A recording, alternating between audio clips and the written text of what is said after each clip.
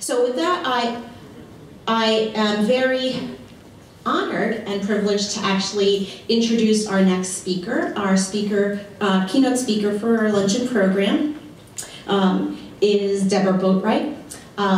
And I think she's a woman that doesn't need that much introduction. She is with NeighborWorks America, but she hails from HCR and her relationship with all of us as NPCs. A very long history, very rich history, and working with her staff, Susan, and all the NeighborWorks groups, many of whom are within the NPC network, has been a great partnership. And so I greatly appreciate Deborah's leadership, but also her commitment and continued support of the NPC program. In the nature of our conference, the Power of Partnerships, that is a great example of the power of partnerships. She has always been accessible, as well as committed to working with us if we had a question or concern or talking about policy issues. She's always wanted to make sure we were brought to the table. And so with that, I'm very grateful, and I welcome our keynote speaker, Deborah Boatright.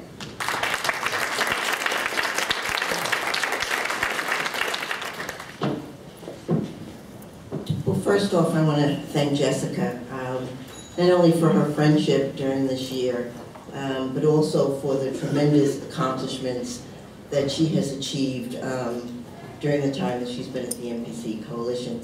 I mean, this is like coming back home. You know, when I walked in, I had to come over and say, what a gift that you gave me to invite me back to see so many of my friends and so many of folks that I haven't spoken to in a long while. As you know, I was at HCR, which was a division of housing and community development, and worked with the NPC Coalition, Rural Coalition. So it's just a real pleasure to be back in your midst, and I see that you're doing fine, you're doing some exciting things, and that we have found our place in terms of partnership with the NPC Coalition. So I thank you very much.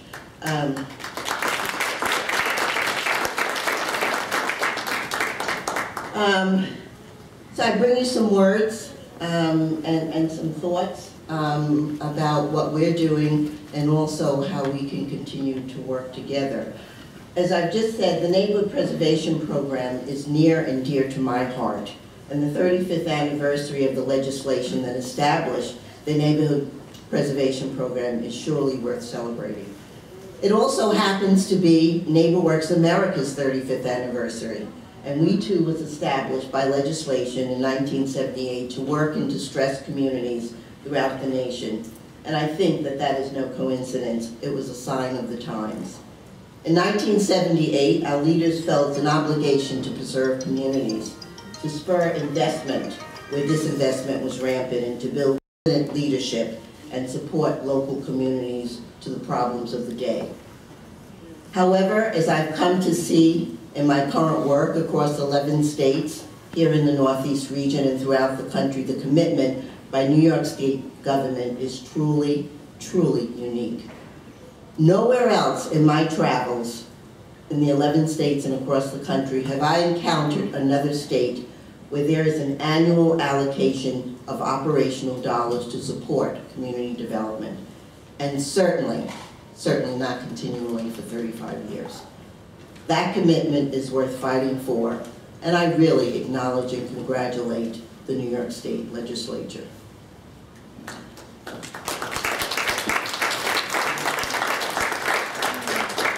The work of the Neighborhood Preservation Program is essential in 2012 as it was in 1978, and our communities are struggling to recover from foreclosure. Low and moderate income families are under tremendous economic strain, and the disparity between the have and have-nots is getting greater than any time since the Depression. But to do so effectively requires, is that for us? I'm hearing the music. But to do so effectively requires some new thinking. It's not just that there will be a change in leadership at the Assembly Housing Committee. And it's not just that times are tough for government dollars, and times have been tough before, but the mindset of our community has changed and is changing. The expectations of government and the way government conducts business has changed. The way we communicate professionally and personally has been revolutionized, and the tools available to us to help us do our work has become enormously sophisticated. And the need to demonstrate accountability and effectiveness has increased. So I say, welcome to the new normal. I come to you as a friend, for many of you that have known me over these years, a supporter, an administrator, and at this particular time, a funder. And I want to tell you this. NPCs must collaborate, not just in the fight for funding. You must collaborate in the business of neighborhood preservation. And you must collaborate in building capacity and demonstrating effectiveness. It's time to act like a true network. The power of partnership is in you. At NeighborWorks, we too are a network of organizations funded by Congress, and we have to fight for our appropriation every year. We too can never be complacent. And though I know NeighborWorks is often the proverbial elephant in the room, we do some things that are worth modeling. One thing that we do is to invest in data and accountability to document impact. And at NeighborWorks, I'm directly responsible for the oversight of 80 groups. It's a bit less than your 147 in the Neighborhood Preservation Program, but the degree of oversight we do is rigorous, whether the organization is large or small. There are quarterly reporting requirements, professional training certificates, on-site program reviews every 3 years, supplemented by off-site reviews every year. But our network embraces this. Of course, it's not an easy lift, and there is always a give and take. But the NeighborWorks organizations wear their brand with pride because of the credibility it confers. Together, we have built a reputation for integrity, innovation, and accountability, and are viewed as a go-to network when solutions are needed. And just like the Neighborhood Preservation Program, we're all bound by our passion for communities and community progress. There is certainly a degree of competition within our NeighborWorks organization, but that's healthy and normal. But larger than that is a sense of partnership and alignment. I do believe, that the Neighborhood Preservation Program has the potential to be seen as a source of innovation solutions for communities throughout New York State. I'm not sure that that perception is there now, and I don't believe that the preservation companies are understood in their communities. And I don't believe that they even are understood among each other. But I have seen firsthand the work that you do, and I know that working together, you can be transformative. Community development, as practiced in Vermont, is an example worth looking at. Vermont is part of my region, and I've been truly inspired by the practitioners there. It's a rural state, but it's a very poor state. There are 5 strong neighborhood organizations there headed perhaps not by coincidence, but by 5 equally strong women.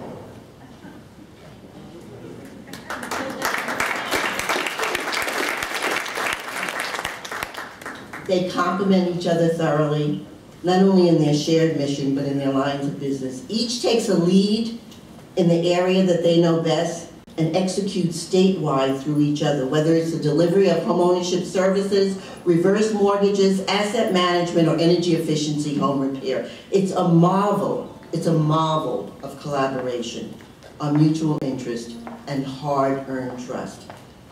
They're attracting major national funding, working together that otherwise they couldn't. And not just through NeighborWorks, but they're working with the Department of Energy, the Cornerstone Foundation, and the Housing Assistance Council. But most important, their collaboration started with the goals of maximizing community impact and making limited resources go further. That preceded any quest for funding. What is also unique about the organization in Vermont is that they have not lost their pulse in the core communities, and I think that is really critical.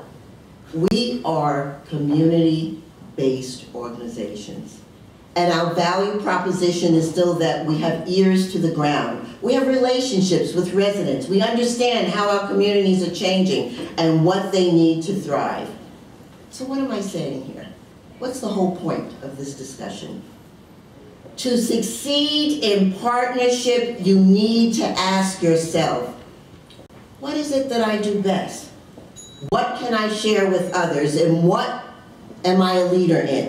And where is best for me to be the follower? We can't all do everything equally, not anymore. Our world is too complex. There aren't enough hours in the day, enough resources to go around, or enough concentrated brain power to absorb everything impacting our work. We need each other to survive. That is what is meant by being a network. Learning from each other to do our work better, smarter, and more efficient. But we need partnerships beyond the housing field as well for transformative impact. And for that, I would like to highlight Buffalo, New York, where the Buffalo Community Foundation has taken the lead in creating the city's award-winning Green and Healthy Homes Initiative, or what may be known as GHHI. The issue at hand is public health and housing and reduction of asthma, respiratory illnesses, emergency room visits by young and old, as well as reduced energy costs, better air quality, lead abatement, and a juviated housing stock.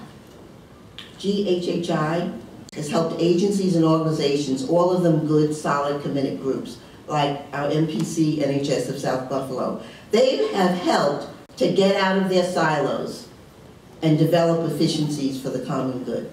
We're not just talking about cross-referral networks, but entire new systems, such as universal assessments to trigger a range of services that require buy-in from the communities, and local and state government. We're talking shared technical knowledge to develop the best approach to healthy homes, given the condition of the local housing stock.